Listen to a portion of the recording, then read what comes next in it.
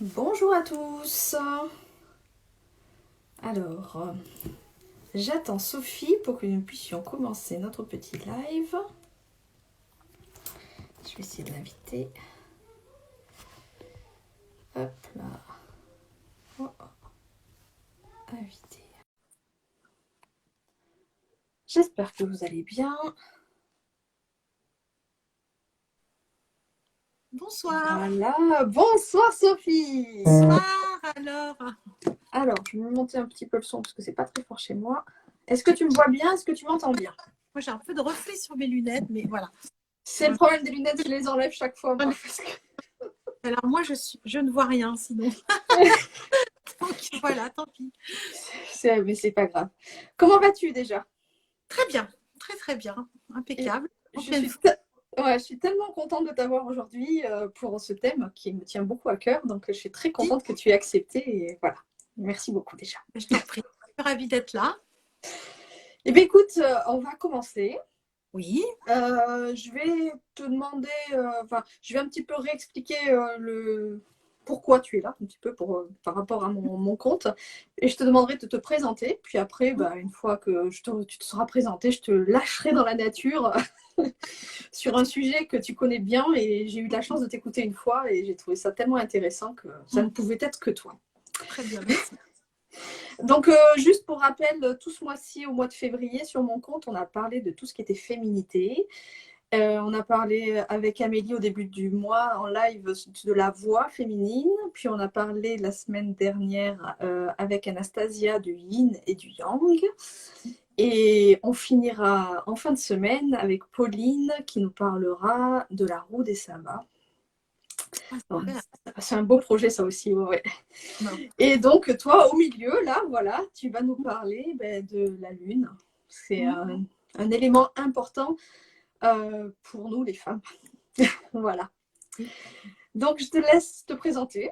D'accord, très Et bien. puis, après, on discutera. Puis, si j'ai quelques questions, si je vois d'autres questions, je me permettrai de t'interrompre. Voilà. Ça Bon, bah, merci de m'inviter sur ta communauté. Voilà, bah, je me présente, je suis Sophie Hérol Petitpas, je suis journaliste et astrologue. Donc ça fait très longtemps que je fais de l'astrologie, c'est ma passion. Je consulte, je prépare aussi des cours bientôt qui vont arriver. Mhm. Là, je vous en parlerai sur mes comptes. Effectivement, j'avais fait animer un atelier avec Audrey Voilà. euh, sur le cycle de la Lune. Alors la Lune, c'est très populaire en ce moment, on en parle beaucoup, parce qu'en fait, on redécouvre quelque chose qui est une évidence pour les femmes, mais qu'on a peut-être un peu perdu de vie, parce que nos modes de vie nous ont fait qu'on s'est beaucoup déconnecté de la nature et de ses cycles. Et donc, on a vraiment déconnecté cette énergie cyclique qui est extrêmement bien marquée par la Lune avec notre corps. Donc, on va parler un petit peu des menstruations, mais il n'y a pas que ça. Bien Nos sûr. émotions, notre psychisme, notre forme physique, notre énergie. Et en réalité, si on prête un petit peu attention si on essaye de se recaler sur le cycle lunaire et de voir un peu comment on fonctionne en fonction des différents états de la Lune, eh bien, on comprend, on décrypte beaucoup d'énergie qu'on peut vivre, de sentiments, de baisse de régime comme d'euphorie qu'on ne comprend pas toujours. Voilà. Donc, juste pour rappeler quand même un petit peu, c'est la Lune, elle met à peu près, j'ai pas le chiffre exact, mais je crois que c'est à peu près 28 jours, entre 28 et 29 jours selon les Selon. mois. Voilà. Et donc, du coup, effectivement, quand on voit le cycle de la femme, eh bien, c'est la même chose. On voit bien qu'on Ah, est ouais. quand même calé sur ce cycle-là. Et ça, c'est pas innocent. Voilà, donc juste peut-être pour rappeler les grandes lignes du cycle lunaire, avant de les ramener par rapport au corps et au psychisme, disons qu'en fait, il y a encore quatre grandes phases. En réalité, il y en a plus, hein, on peut rediviser. Mais bon, si on veut simplifier, parce que on ne peut pas non plus rentrer trop dans le détail, parce que c'est trop lourd On est d'accord. pas forcément à expliquer, mais à suivre. Moi, ce que je conseille en réalité, c'est de prendre un agenda, prendre un agenda lunaire, on trouve ça sur Internet, et de se dire, tiens, pendant 1 mois, 2 mois ou 3 mois, je vais essayer de noter en fonction des différentes phases de la Lune, mes ressentis pour voir si effectivement on est calé là-dessus, si on a une sensibilité, si ça fonctionne. Alors, je vais donc rappeler un petit peu comment ça marche. Alors, vous n'hésitez pas à me poser des questions, ça, c'est pas de souci. Donc, on va commencer avec la pleine lune. La pleine lune, qu'est-ce que je raconte? La nouvelle lune, Tu vois? qui est le moment où la lune et le soleil sont conjoints. Donc, on appelle ça aussi la lune noire. Rien à voir avec la lune noire en astrologie. Mais évidemment, la lune a disparu dans le ciel. Donc, c'est le début du cycle. Donc, en réalité, c'est vraiment un moment... alors, peut-être on peut intégrer tout de suite la dimension des menstruations. Ça correspond au moment des règles, normalement. Alors, ce qu'il faut savoir, c'est qu'évidemment, on n'est pas forcément... Nos menstruations ne sont pas forcément calées sur le cycle lunaire. Hein, ça marche Pas pas du comme tout. ça. Et là, au niveau du symbole, hein, c'est qui est là. Alors après, il y a des femmes qui sont calées, qui ont leur cycle est calé sur le cycle de la Lune. Je vous dirai un petit peu comment faire à la fin, parce que j'avais fait une petite recherche pour un magazine, comment recaler son cycle par rapport au cycle de la Lune, mais on verra que c'est pas si évident que ça. Non. Hein.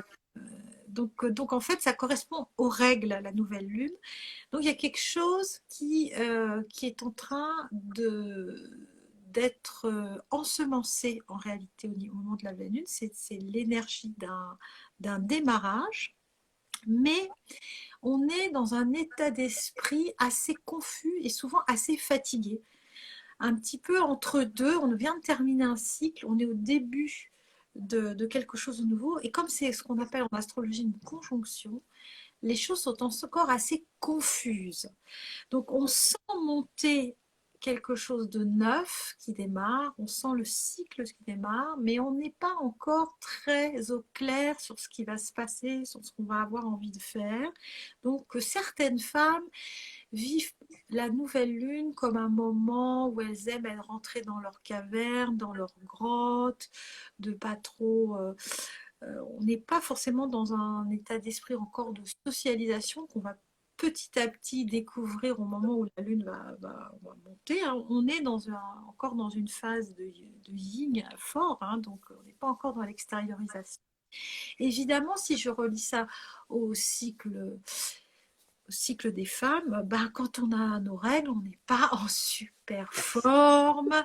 On peut être fatigué, il y a des femmes qui souffrent, ont des douleurs physiques, d'autres qui sont fatiguées, qui ont une humeur pas toujours positive. Enfin, ça, c'est très variable, hein, mais c'est vrai qu'on est physiquement, on n'est quand même pas dans le meilleur moment. Donc, c'est un moment où on a besoin d'être un peu cocooning avec soi, un peu bienveillant, comme ça. Et c'est là où on réfléchit à, ce qu'on va construire au cours de ce cycle. Donc, si on fait un petit travail comment dire, de suivi de ces cycles pendant quelques temps, ben, par exemple, au moment de la nouvelle lune, c'est là qu'on va pouvoir poser quelques intentions. Donc, ça peut être des choses très psycho, hein, qui ne sont pas forcément des réalisations concrètes. Par exemple, ou plus concret, par exemple, ce mois-ci, j'ai décidé de m'accorder 15 minutes par jour pour faire une petite méditation ou une petite balade dans mon quartier pour prendre l'air, des petites choses comme ça. On n'est pas obligé de se lancer dans des grands trucs enfin, qu'on ne maîtrisera pas. C'est bien quand on travaille avec la lune au début de se lancer dans des choses on sait qu'on va pouvoir faire, voilà, que c'est pas un truc insurmontable. Donc, des petites choses peuvent être déjà très satisfaisantes. Parce que si on arrive vraiment à suivre, eh ben, on va être assez content d'avoir réussi à faire tout cela. Alors, donc c'est la nouvelle lune. Donc, Est-ce oui. que je peux t'arrêter juste là, tu parles de poser ses intentions. Est-ce que c'est plus au moment de nos règles ou au moment de la nouvelle lune vraie? Alors là, Qu'est-ce que tu préfères? Qu'est-ce qui est mieux? c'est la nouvelle lune. On peut le faire aux deux d'ailleurs. Hein, Aux mais deux, d'accord. le cycle lunaire, vaut mieux quand même se caler sur le cycle de la Lune, puisque si on n'est pas au niveau de notre cycle menstruel calé là-dessus, c'est un peu différent parce qu'on va être décalé. Enfin, on va être dans deux énergies différentes. Donc on peut pas, par exemple, si nos règles arrivent à la pleine lune, bon ben ça va être un peu bizarre.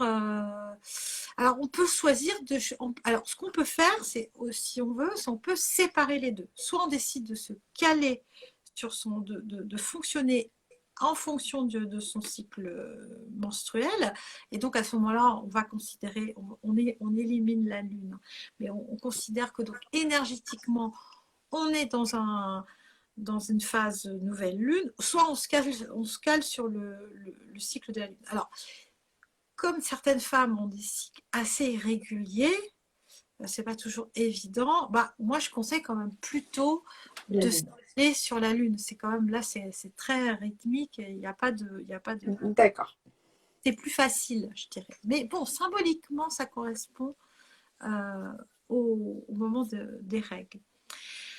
Donc ensuite, on va passer à la lune croissante. Donc en fait, la lune on va partir d'un état très yin et la lune va petit à petit monter. On va monter dans du yang, dans l'extériorisation, puis on va arriver au maximum du yang au moment de la pleine lune. Mais on va s'arrêter au milieu, dans ce qu'on appelle le premier quartier. Donc on est en phase de croissance. Donc qu'est-ce qui se passe à ce moment-là? Là, on est vraiment dans une énergie plus d'action. Hein, plus d'extériorisation. Donc déjà physiquement, on se sent, c'est une période où on est assez actif, on récupère beaucoup d'énergie, on est physiquement, on est plutôt, comment dire, en bonne santé, enfin on est active, et même dans la tête, on est dans un état d'esprit d'aller de l'avant, d'aller rencontrer les autres, de faire, etc. Donc ça, c'est vraiment cette énergie croissante. C'est un peu logique, hein, d'ailleurs, quand on réfléchit bien, c'est pas complètement idiot tout ça. Donc c'est vraiment une énergie. Alors le premier carré, il est intéressant par rapport à éventuellement ce qu'on aurait posé comme intention au moment de la nouvelle lune, puisque c'est un moment de tension où on va faire un premier bilan de ce qu'on a fait. Donc si par exemple on a mis une intention un petit peu complexe que l'idée de faire une petite méditation par jour, mais on a un projet, où est-ce qu'on en est dans son projet? Est-ce qu'on est sur le bon chemin? Est-ce que il demande à être réadapté, réorganisé? Parce qu'en général, c'est un moment de blocage. S'il y a quelque chose qui doit, enfin je veux dire quelque chose qui doit bloquer, c'est là que ça arrive. Donc on peut rencontrer une sorte d'obstacle éventuellement. Donc c'est le moment de réorienter. Voilà. Donc on se recolle à la réalité de ce qu'on va faire. Donc, et ça, c'est au niveau des règles, c'est ce qu'on appelle la pré-ovulation. C'est le moment de la pré-ovulation. Donc juste entre les deux des règles et de l'ovulation qui, elle, aura lieu au niveau de la pleine lune. La pleine. Voilà. Donc après, la lune continue à grossir et on arrive au stade de la pleine lune. Donc en fait, astronomiquement parlant, le soleil et la lune sont opposés. C'est pour ça qu'on voit la lune de manière majestueuse, que le soleil l'éclaire complètement. Et là, on est au milieu du cycle. Donc on est au maximum du yang. Donc symboliquement, ça correspond au retour du soleil le printemps. Et donc là, l'été, qu'est-ce que je raconte? C'est la pré-ovulation qui est au printemps, donc on est vraiment à l'été, donc on est vraiment au maximum de notre extériorisation. Alors en général, la pleine lune, c'est le moment du mois où on va visualiser, on va commencer à voir ce qu'on a réalisé. C'est là où on a atteint ou pas ses objectifs. Donc en fonction d'une intention qu'on aurait éventuellement posée en nouvelle lune, c'est là qu'on va voir les bienfaits. Par exemple, si on s'est dit, voilà, moi ce mois-ci, mon objectif c'est de méditer 15 minutes par jour, de me prendre 15-20 minutes pour méditer, ben, au niveau de la pleine lune, c'est-à-dire à peu près 15 jours après, en gros, hein, c'est là qu'on va ressentir éventuellement les bienfaits. C'est-à-dire, oh la vache, je me sens quand même beaucoup mieux, ça me fait un bien fou. Donc on va commencer à vraiment ressentir les effets de ce qu'on a déposé comme intention en nouvelle lune. Alors, on peut aussi avoir des déceptions en pleine lune, parce que c'est quand même la mise en lumière de ce que l'on a réalisé. Donc, parfois, ça n'a pas marché complètement comme on voulait.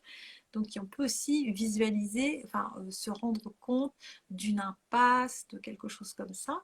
Donc, c'est aussi pour ça que c'est un moment qu'on dit que qui est favorable pour comment dire, être dans une forme de gratitude. Soit on remercie pour ce qu'on a obtenu de positif, soit on est bienveillant avec soi si jamais effectivement on n'a pas forcément réalisé ce qu'on avait voulu. Donc voilà. Donc là, on est au maximum. Hein. Donc physiquement aussi, on est dans une énergie assez forte, mais on sent quelque part qu'on a quand même atteint une sorte de pic et que la nature est cyclique et qu'on ne peut pas être toujours dans l'action, le dynamisme à fond, ce qui est très perturbant dans nos sociétés où on a une vision du temps très linéaire, voire toujours à monter, où on te dit qu'il faut que tu sois performant tout le temps. Oui. Voilà. Donc là, c'est quelque part pas tellement possible. Enfin, si, on peut le faire, mais on s'épuise. Hein, parce qu'on va à contre-courant d'un cycle qui est naturel. Donc, en fait, dans l'idéal, mais ça c'est l'idéal parce que nos vies ne nous le permettent pas tout le temps, ça serait de caler son agenda en fonction du cycle. C'est ce que j'avais expliqué dans l'atelier. C'est-à-dire de dire, voilà, tout ce qui va me demander beaucoup d'énergie, de rencontres, d'interaction avec l'autre, je vais plutôt essayer de le mettre entre la nouvelle lune et la pleine lune, où là, je suis dans cette énergie d'aller vers l'autre, d'agir.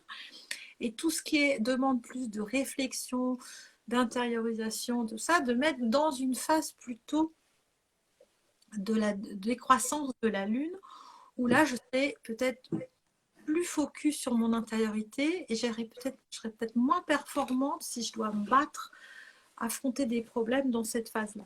Mais bon, ça, c'est un peu dans l'idéal et c'est pas toujours évident. Mais quand on peut le faire, c'est bien de... Moi, ce que je recommande d'ailleurs, c'est de le tester pour voir si ça marche ou pas. Parce que là, je vous dis des choses, c'est assez théorique.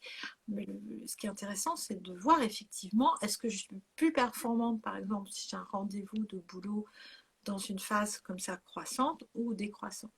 Pour certaines phases, ça ne marche pas toujours. Hein. C'est pas toujours aussi évident que ça, mais voilà, ça peut être aussi un indice pour comprendre pourquoi on a été plutôt bien ce jour-là et moins bien un autre jour.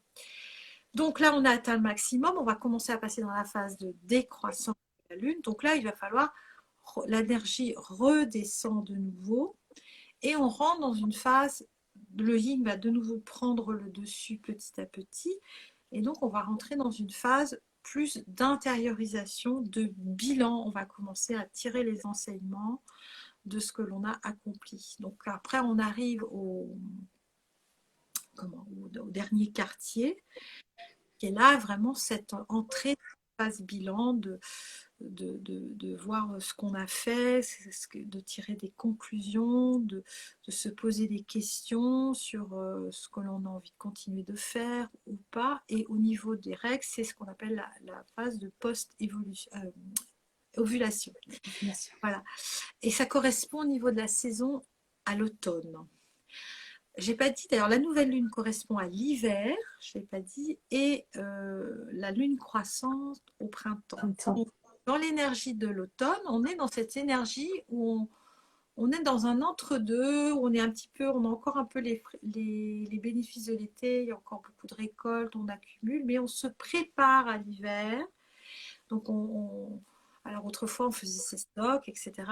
Et là on commence au niveau de son corps à être plus attentif, à se préparer pour prendre soin de lui, écouter les petits symptômes, la fatigue, tous les signes qui peuvent nous amener, qui nous dit attention, ça va être le moment, on va de plus en plus, on rentre dans une phase de ralentissement, de freinage, et il faut au maximum, si possible, encore une fois, le respecter pour pas être à contre-courant du cycle. Et donc la dernière phase, vraiment juste avant la nouvelle lune, c'est vraiment la phase où on est plus encore plus, on est vraiment dans sa grotte. C'est une phase qui est très favorable aux rêves, à la projection d'idées. Là, c'est là où on va un peu rêver sa vie, faire des plans sur la comète, s'autoriser un peu à tous les possibles, tous les rêves, et après on va faire le tri de ce qu'on pourra faire ou pas faire maintenant, plus tard. Voilà. Donc c'est un petit peu ce cycle. Mais en fait, on peut, si on reprend les saisons par rapport à si on recale les grandes phases de la lune aux saisons, on voit bien quand même si on va suivre le rythme de la nature. Hein, on a une période yin qui correspond à l'automne et l'hiver. On est en mode un peu repos, pause, et une mode en partie yang, l'été et le printemps, où on est dans l'action et la socialisation.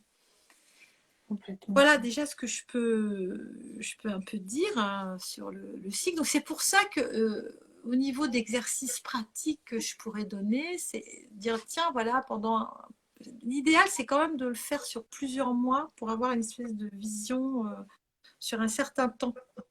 Alors, il existe des moon trackers dans des bullet journal. Il y a même des applications. J'en ai un. J'ai un nom d'application. Vous pouvez noter. Ça s'appelle The Flow.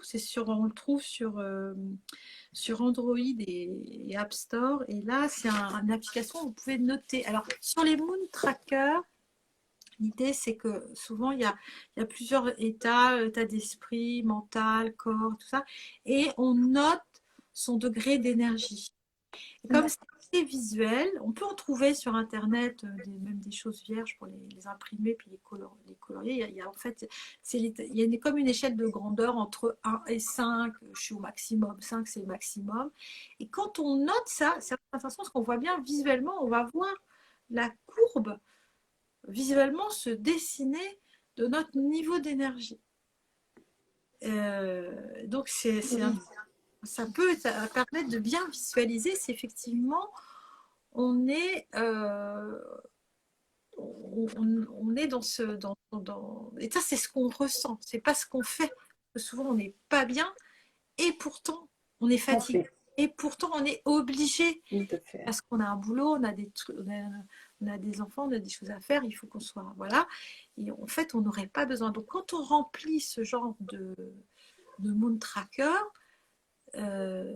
c'est pas par rapport à ce que j'ai fait aujourd'hui. Est-ce que j'étais hyper active, j'ai vachement bossé? Non, c'est comment moi je me suis sentie. J'ai peut-être fait beaucoup de choses, mais au fond, j'ai beaucoup puisé dans mes ressources énergétiques parce que j'étais fatiguée et que, en fait, si je m'étais vraiment écoutée, j'aurais fait beaucoup moins. Donc, c'est vraiment ça qu'il faut regarder et puis voir après comment on peut l'adapter et si effectivement on est calé ou pas par rapport à ça. Oui, ça permet, en fait, chaque femme étant différente, il y en a certaines qui vont suivre vraiment ce schéma de je monte, je descends, et puis il y en a d'autres qui vont peut-être pas le suivre. Ça va peut-être faire des belles vagues au fur et à mesure. Parce que je pense qu'au fond, on le suit quand même. Après, on en a plus ou moins conscience. On lutte plus ou moins contre. Hein. Donc après, c'est pour ça que je dis que c'est important, si on fait ces petits exercices, c'est vraiment de s'écouter, de être très honnête avec soi. Et vraiment écouter au maximum parce que quand même le corps, notamment si on relie le cycle avec le cycle menstruel, bah, le corps, c'est le corps, là. On a des règles comme ça. Donc, après, il y a peut-être des femmes qui vivent hyper bien leurs règles, qui sont en pleine forme, qui n'ont pas de problème. Euh, bon, c'est plus ou moins. Je sais pas, ça c'est mon point. C'est plus ou moins fort, mais je pense pas qu'une femme, honnêtement, se sente super top pendant ses règles tout le Je temps. pense pas non plus. Ah, peut-être. Hein, moi, Bon, il y en a peut-être certaines, je suis d'accord, mais c'est pas la majorité. On n'est quand même pas physiquement, c'est pas le moment plus agréable du mois, quoi. Donc, on n'est pas très. Ouais. Donc, je sais pas, mais ça, c'est mon impression. Personnellement, j'ai des règles qui ne sont pas compliquées du tout. J'ai de la chance, j'ai pas de douleur, mais pourtant, voilà, je ne sens pas physiquement au mieux de ma forme pendant ces 3 4 jours éventuellement du cycle, hein. Donc, ça, c'est quand même là, hein. Après, sur les autres parties du cycle, bon là, ça dépend. Si je reprends un petit peu, parce que j'ai parlé sur mon compte des déesses féminines, Mm. euh, donc des archétypes, on va dire, féminins. Est-ce qu'on peut relier chaque période de la Lune, du cycle de la Lune, à un archétype?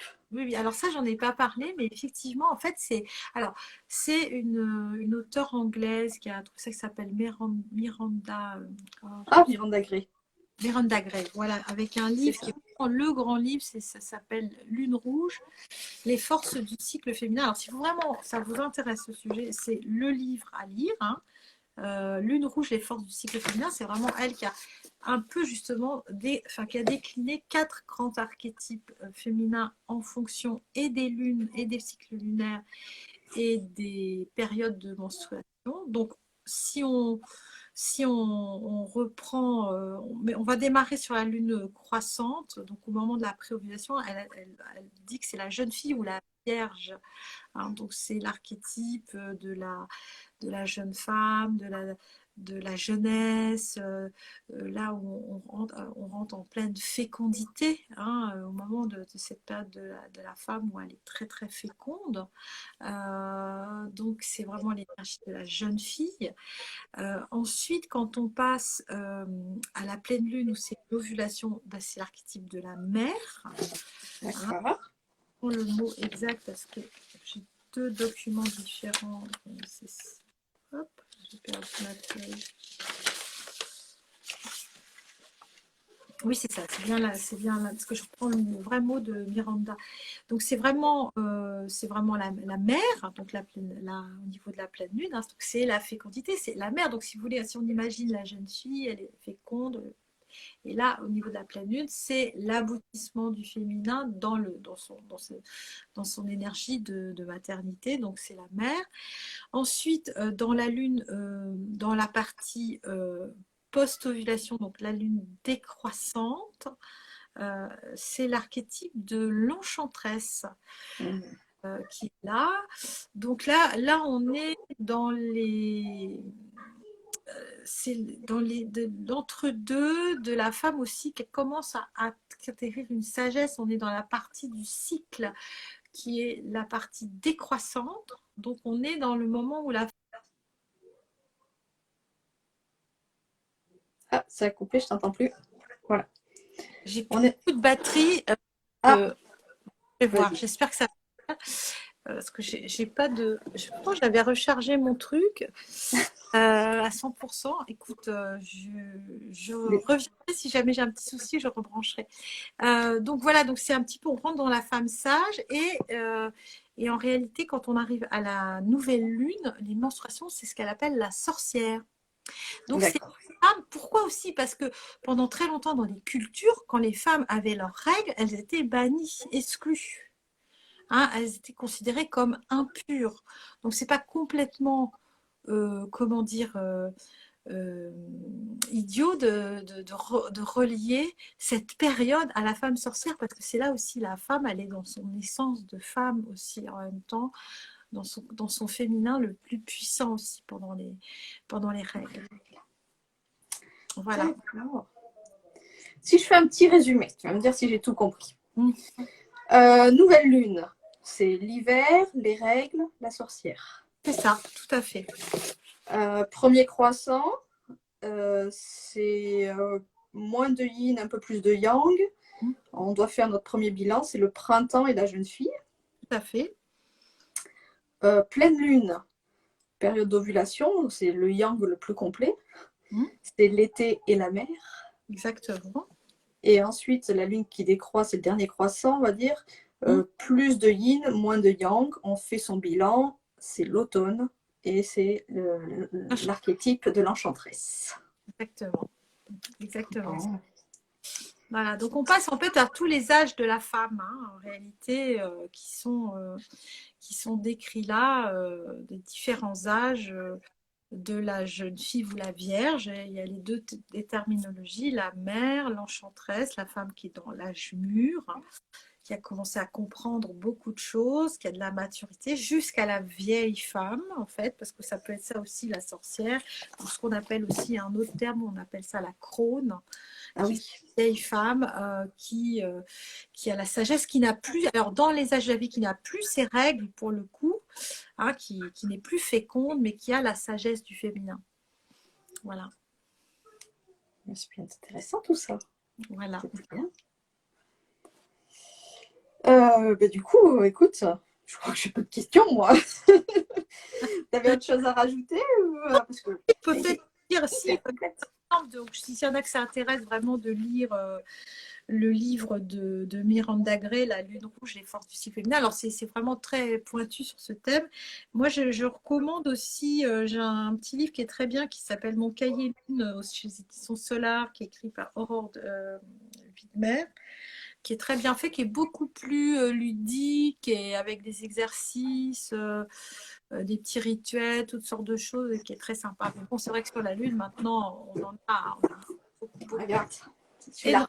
c'est ça, beaucoup de ressources, énormément de ressources sur les... Moi, ce que je vous conseille pour conclure, j'espère que ça ne va pas couper, c'est d'expérimenter en fait, de prendre un agenda, de trouver le cahier, comment dire, l'agenda des lunes, on le trouve facilement, et pendant plusieurs mois dans votre agenda, de noter les 4 grandes phases, et puis de voir dans votre vie quotidienne comment ça fonctionne. Est-ce que vous êtes plutôt bien calé ou pas? Est-ce que ça matche vraiment bien avec vos émotions? Est-ce que vous avez découvert un truc et peut-être d'adapter à ce moment-là, au mieux de ce qu'on peut, son agenda ou sa façon de vivre euh, avec ce cycle lunaire et voir si on se sent mieux, si on est plus calme, moins stressé, plus reposé. Voilà. C'est un petit. Je pense que chaque femme doit le faire parce que comme on a des cycles différents, on fonctionne différemment. Chaque femme est unique par rapport à ça. Mais je pense qu'elle est quand même connectée, qu'on le veuille ou non. J'imagine. Tout à fait. Eh bien, écoute, Sophie, je vais te remercier. Si on te cherche sur la toile, en tout cas chez Instagram, c'est un signe, un style ou un style, un signe. Je ne sais jamais dans quel ordre. Voilà, c'est ça. Voilà. Et puis, voilà, écoute, en plus, j'aime beaucoup ton compte parce qu'il y a plein de petites choses bien sympas en ce moment en plus. Choses personnelles et tout. C'est pas très organisé. C'est vraiment à l'instinct et avec le cœur, comme ça me vient. Mais c'est très bien comme ça aussi. Donc, pas mal d'astrologie, beaucoup de cartes en ce moment. Je suis beaucoup dans les oracles. Donc, voilà. Oui, c'est tout ce que j'aime, moi. Voilà. Eh bien, écoute, Sophie, je te remercie énormément.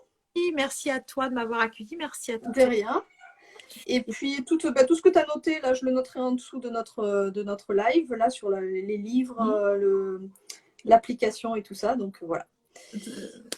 Très bien. Voilà. Ah, Eh bien, merci beaucoup. Exploration de la Lune. Hein. Oui. Voilà. Et nous, on se retrouve jeudi soir à 18h avec Pauline sur la roue des sapins. Voilà. Très bien. Je serai là parce que ça m'intéresse beaucoup. Je vais essayer de me souvenir. Pour nous rappeler, donc voilà. Pas de problème. Merci. Eh bien, merci beaucoup, Sophie. Bonne soirée à tous. Et à bientôt. au revoir. Au revoir.